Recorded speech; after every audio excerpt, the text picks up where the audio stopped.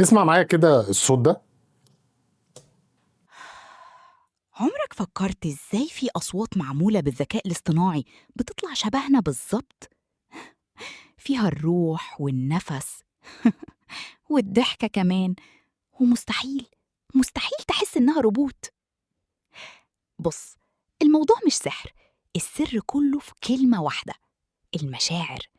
التكنولوجيا اتطورت لدرجة إنها بقت تفهم النبرة اللي بتلمس القلوب وبتعبر عن اللي جواك.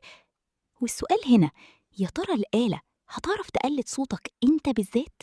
طبعا كلنا عارفين ان الذكاء الاصطناعي يقدر يعمل صوت شبه الاصوات البشريه علشان تساعدنا في المحاضرات او الفيديوهات او في اي حاجه ممكن نقدر نستخدمها. ولكن دايما يعني بنلاحظ ان الصوت ده بيبقى ذكاء اصطناعي، يعني شبه الروبوت شويه. وكلنا عارفين ان 11 لابس هو اكتر اداه بتقدر او اقوى اداه بتقدر تعمل الصوت بالذكاء الاصطناعي. تعال نشوف 11 لابس بتشتغل ازاي، وخليك معايا للاخر عشان هوريك اللي انقح من 11 لابس. بص كده، كل القصة هنيجي على جوجل هنا ونكتب 11 لابس بالشكل ده كده وندوس انتر، هيطلع لنا اول نتيجة مكتوب عليها 11 لابس بالشكل ده كده، ندوس عليها وهيطلع لنا الموقع بالشكل اللي قدامنا ده. لو احنا مش عاملين اكونت لازم نيجي هنا على لوجن ونعمل اكونت. لو عندنا اكونت نخش بيه.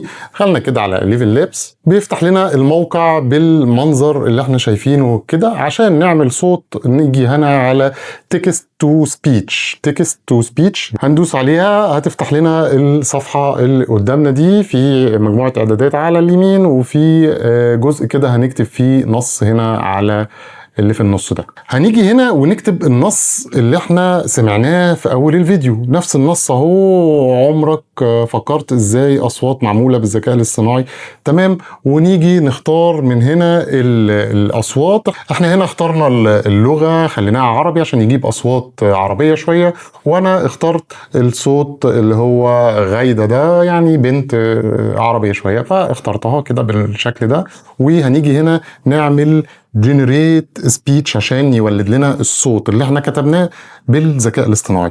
عملنا جنريت سبيتش وهيطلع لنا النتيجة بعد. فكرت ازاي في اصوات طلعت معمولة بسرعة. بالذكاء الاصطناعي بتطلع شبهنا بالظبط؟ تعالوا نسمع النتيجة من الأول. عمرك فكرت ازاي في اصوات معمولة بالذكاء الاصطناعي بتطلع شبهنا بالظبط؟ فيها الروح والنفس والضحكة، ومستحيل تحس انها روبوت. السر كله في كلمة واحدة: المشاعر. طيب من غير ما نكمل كده، زي ما انتم شايفين الصوت يعني عربي، بس هو عربي مكسر، يعني باين عليه ان هو ذكاء اصطناعي قوي. طب في حل للموضوع ده؟ في حل. لو جينا هنا رجعنا تاني للسيتنجز اللي هنا، وجينا هنا على 11 لابس فلاش بوينت 5 اللي هي الموديل، نيجي هنا ونختار احدث حاجه اللي هو 11 لابس فيرجن 3. ده احدث حاجه هنختاره كده. وهنعمل حاجه بس كده، بدل ما نسيب الكلام كده من غير اي مشاعر او احاسيس، هناخده كده اهو كله كوبي ونوديه على اي شات بوت، شات جي بي تي او اي حاجه. انا جيت هنا على جيميناي قلت له حط المشاعر المناسبه لتوليد النص الى صوت بالذكاء الاصطناعي. وجيت هنا عملت بيست للقطعه بتاعتنا، او لصق للقطعه بتاعتنا بعد البرومت اللي احنا طلبناه في الاول. طيب وندوس انتر ونشوف النتيجه هتطلع ايه. طلع لنا هنا النتيجه ان هو قسم كل جمله وحط فيها بين قوسين كده المشاعر المطلوبه في كل جمله. هو حط بمزاجه. انت تقدر لو انت عندك قطعه معينه وحابب ان انت تعمل ليها مشاعر معينه، انت حطها بنفسك. انت ما عندكش القدره او عندك الابداع او الخيال ان انت تعمل المشاعر دي، خلي الاي اي هو اللي يحطها لك. المهم هناخد النسخه دي كده كوبي، هنيجي على 11 لابس ونمسح الكلام القديم ونحط الكلام الجديد كده اهو، وننزل كده ونتاكد ان احنا هنا على فيرجن 3 11 لابس، ونتاكد ان الصوت بتاعنا اللي هو جايده زي ما هي. ونيجي هنا على جنريت سبيتش ونشوف النتيجه بتطلع على طول ما بتتاخر. خلينا كده نشوف النتيجه، هي فعلا طلعت اهي. يعني انا ما عملتش بوز للفيديو. فكرت ازاي في اصوات معمولة بالذكاء الاصطناعي بتطلع شبهنا بالظبط؟ فيها الروح والنفس والضحكة، ومستحيل تحس إنها روبوت. السر كله في كلمة واحدة: المشاعر. التكنولوجيا اتطورت لدرجة إنها بقت تفهم النبرة اللي بتلمس القلوب وبتعبر عن اللي جواك. والسؤال هنا، يا ترى الآلة هتعرف تقلد صوتك أنت بالذات؟ بص، هو يعني مش حلو قوي، يعني هو كويس بس مش حلو قوي. هو في اجمد من كده؟